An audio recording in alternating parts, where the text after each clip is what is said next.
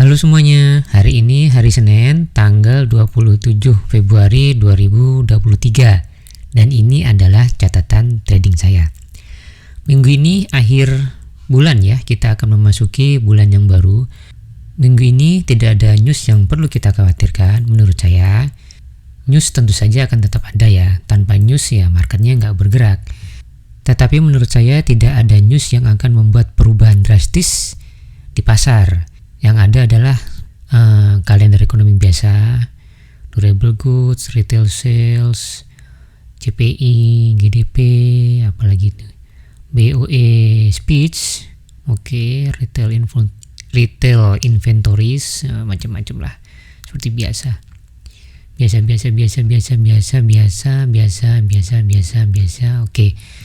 Hari Jumat aja ada ISM manufacturing. Yang perlu kita waspadai adalah minggu depan. Minggu depan itu hari Selasa ada RBA interest rate, kemudian ada Bank Kanada. Ini dia. Ada Bank Kanada, seingat saya. BOC ternyata. BOC interest rate jam 10 malam hari Rabu. Tapi itu minggu depan ya. Kita mulai analisanya dari USD-Yen. USD-Yen menurut saya masih akan tetap naik. Dan kalau naik ya kita cari buy.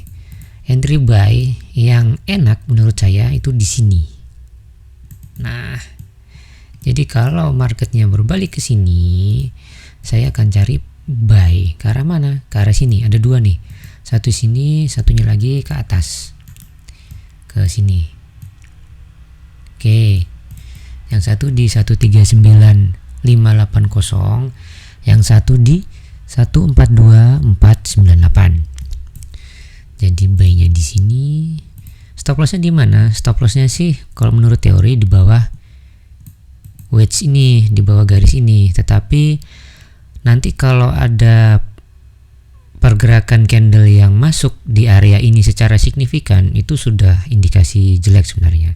Sebenarnya begitu ya.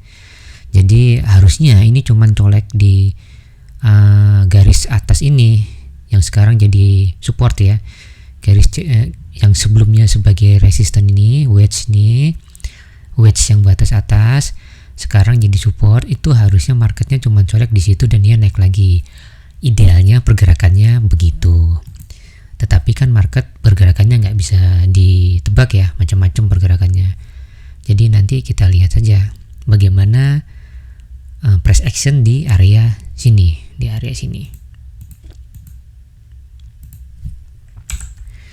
Kalau saya benar, maka TP yang satu ini itu nilainya 3,5R. Jadi kalau arisnya 100 dapat 300. Kalau arisnya 100 maka keuntungannya dapat $300.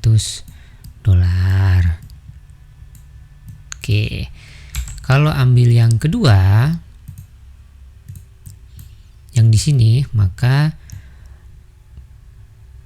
proyeksi keuntungannya adalah 6,2R ya, ambil 6R lah ya. Jadi kalau risknya 100,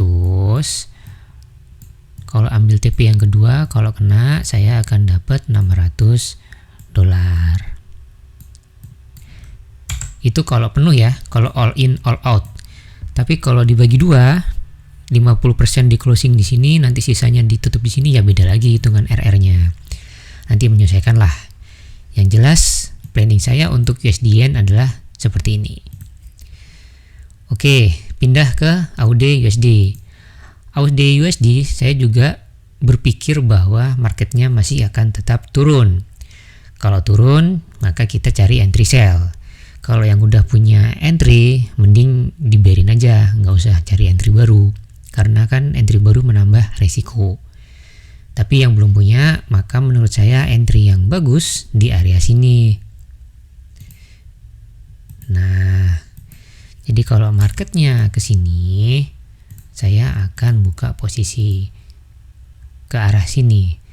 TP1 di sini, kemudian TP2 di sini. Kalau all in all out ya, jadi manajemennya kan macam-macam. Kalau pakai price action silakan. Kalau mau langsung ambil sell di 0,5. Langsung ambil sell di 0,5. TP-nya di sini, stop loss-nya di sini di 0,618, atau ambil sell di 0,5, stop loss-nya di 0,786, yaitu di 0,68778, TP-nya tetap di sini. Atau aduh banyak juga ini. Seperti ini, nanti TP-nya di sini. Atau stop loss-nya di sini dengan TP yang di sini. Paling enak sih seperti ini kalau all in all out, apalagi ya. Nih. Jadi NT-nya di 618, yaitu di 0,68441. Stop loss-nya di sini di 0,68778, TP-nya ambil yang paling jauh di 0,65478. Kalau setup yang ini berhasil, maka saya akan dapat 9R. Nih. 9R ya. Jadi kalau risk-nya 100, saya akan dapat $900, 9 kali lipatnya kan, $900 dari setup yang ini.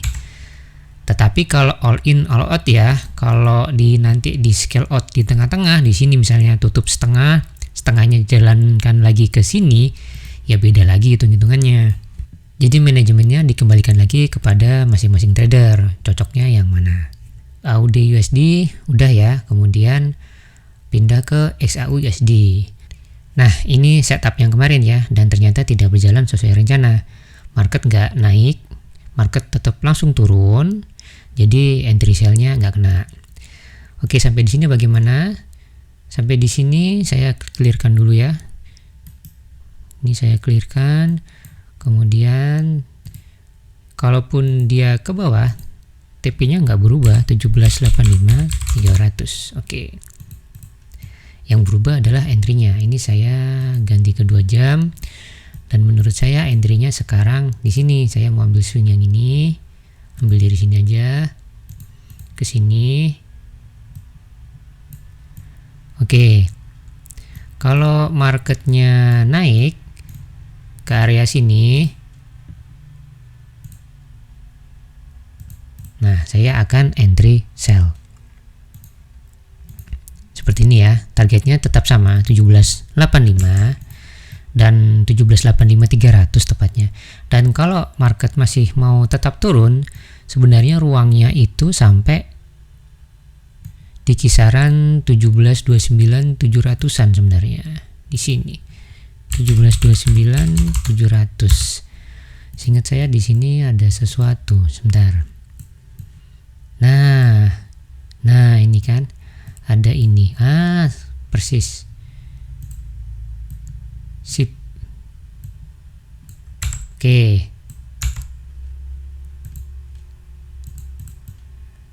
Oke, titik terjauhnya di sini ya, 1729 700.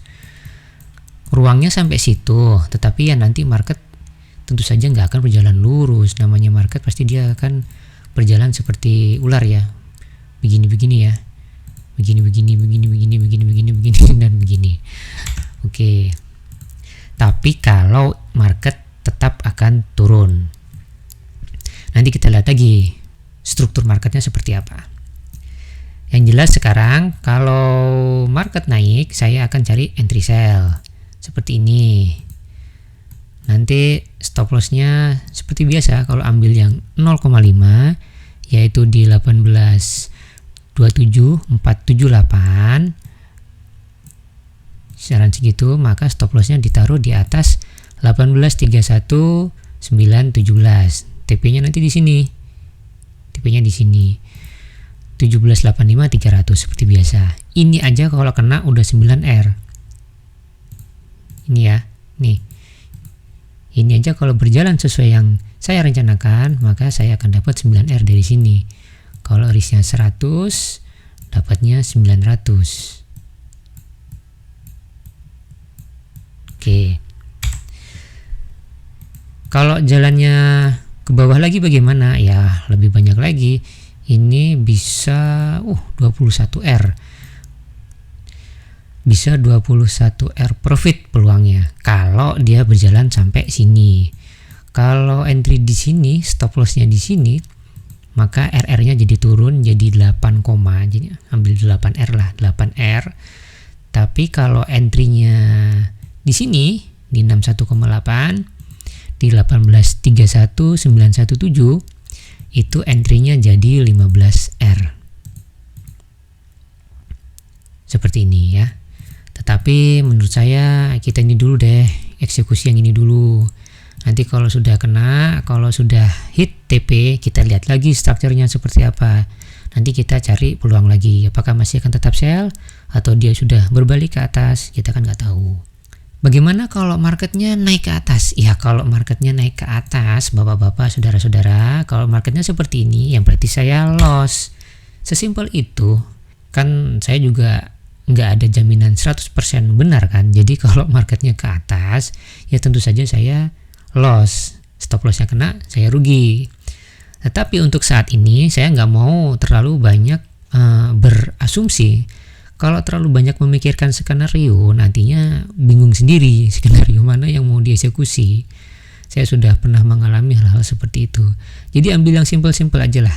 Dan selama invalidation-nya nggak kena, ya marketnya masih akan tetap sell gitu loh. Sesimpel itu saja sebenarnya.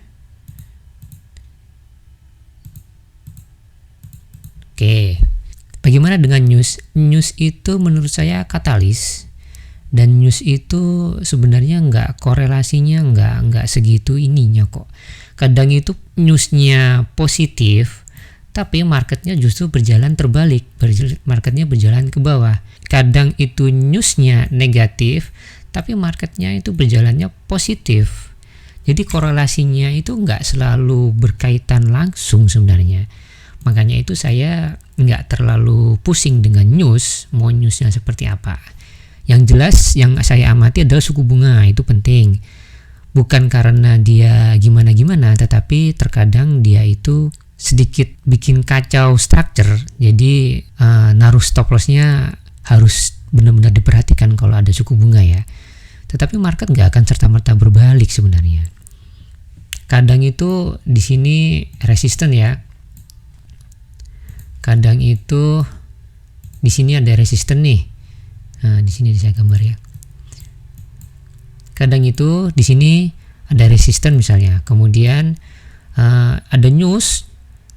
Kan kalau yang ideal, kalau dari teori kita kan seperti ini. Kalau resisten kita nunggu dia break, kemudian ada retest, kemudian dia naik. Nah, misalnya ada news nih. Ada news dia serta-merta menembus resisten. Dia seperti ini, jauh seperti ini. Nanti dia akan besoknya akan balik lagi kok. Dari pengalaman saya seperti itu. Kalau memang marketnya mau naik, market itu nanti akan berbalik dengan sendirinya. Dia akan colek di area resisten yang sekarang jadi support, kemudian dia naik lagi. Dari pengalaman saya seperti itu. Sesuatu yang guru saya ajarkan adalah big boys itu nggak pernah mau entry di tempat yang jelek. Jadi kalau entry-nya yang ideal adalah di sini, entry yang bagus di harga ini untuk buyer, maka big boys itu, para pemain-pemain besar, dia akan mampu untuk sedikit memanipulasi market. Dia akan mendorong market untuk turun sampai di titik entry yang ideal, baru dia akan masuk sebagai buyer. Dia akan seperti itu. Yang diajarkan guru saya seperti itu. Teknisnya bagaimana, detailnya bagaimana, saya juga nggak tahu, karena saya nggak pernah punya teman-teman yang big boys gitu loh. Tetapi dari gambaran guru saya adalah seperti itu, dan pengalaman saya 12 tahun trading itu memang jalannya akan seperti itu. Kalau ada entry yang bagus, kalau ada level harga yang bagus tepatnya ya, nanti market akan berbalik ke situ kok. Terlepas dari newsnya kemana gitu loh. Kalau marketnya emang mau turun, kalau news mendorong market itu jauh ke bawah, besok dia akan balik lagi ke sini, ke level resisten, dan baru dia akan melanjutkan penurunan seperti ini. Nah, pengalaman saya seperti itu. Kalau ada resisten di sini ya. Jadi itulah mengapa saya jarang membahas news atau sisi fundamental dari market. Oke, semua sudah ya. Saya ulang lagi, USDN menurut saya marketnya masih akan tetap naik. Kalau yang belum punya entry, maka entry yang bagus menurut saya di area sini. Ini ada wedge. Jadi kalau marketnya berbalik ke area sini, cari entry buy. Targetnya di sini dan di sini. Kemudian AUD/USD menurut saya marketnya masih akan tetap turun, dan entry yang bagus itu kalau marketnya berbalik ke sini, ke ini ya, area Fibonacci 0,5 dan 618. Targetnya di mana? Ada dua, satu di sini dan satu di sini. XAU/USD menurut saya juga marketnya masih akan tetap turun, dan entry yang ideal adalah di 0,5 dan 618, yaitu di 18.27.478. Apa harus dicatat? Mungkin lah. Sell XAU aja ya. Sell di 18.27.478, 18.31.917. Stop lossnya di kisaran di atas 18.38.237. TP-nya itu di kisaran 17.85.300. Oke, menurut saya seperti ini. Sampai di sini saja videonya. Jangan lupa baca disclaimer-nya. Nggak ada jaminan apapun dari saya. Saya bisa saja salah total. Jadi Anda sendiri yang bertanggung jawab terhadap keputusan apapun yang Anda ambil setelah menonton video ini. Dan saya harus mengingatkan bahwa trading itu adalah kegiatan yang sangat berisiko. Anda bisa kehilangan seluruh uang Anda, jadi bekali diri Anda dengan pengetahuan yang cukup seputar dunia trading. Saya Bian Forex, sampai ketemu lagi di video selanjutnya.